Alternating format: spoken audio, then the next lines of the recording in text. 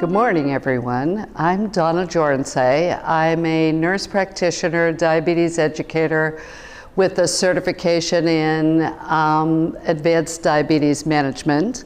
And I'm here this morning at the MEDS conference in Orlando, Florida, to talk with you about reproductive concerns for people living with diabetes. So my first point that I'd like to make to you is that there's a different genetic risk if you're a man with type 1 diabetes versus a woman with type 1 diabetes.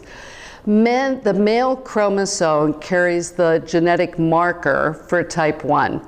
So if you're a father thinking about having children or a man thinking about having children, then your genetic risk of your offspring having type 1 diabetes also is 5 to 6%.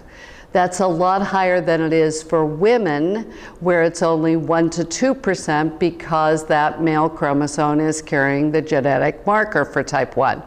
However, if you were a woman with type 1 diabetes and you didn't have good control of your diabetes during pregnancy, that could create an additional environmental risk in addition to the pre-existing genetic risk.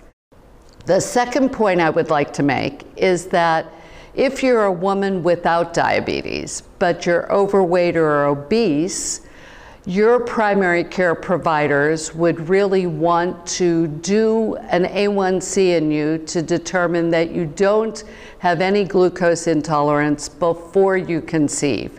Because we know the risk in women who are overweight or obese for type 2 diabetes is higher than it is if you were at normal weight.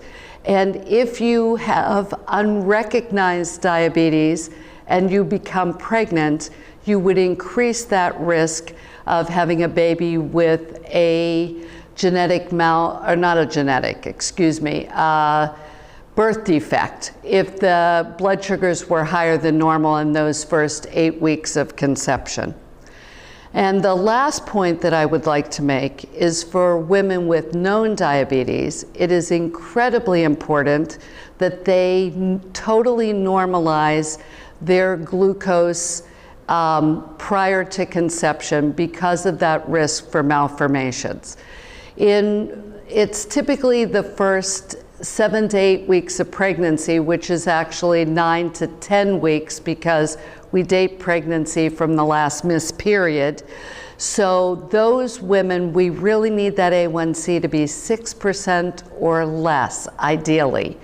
Up to 6.5%, there's no increased risk for a malformation. But malformations can be lethal.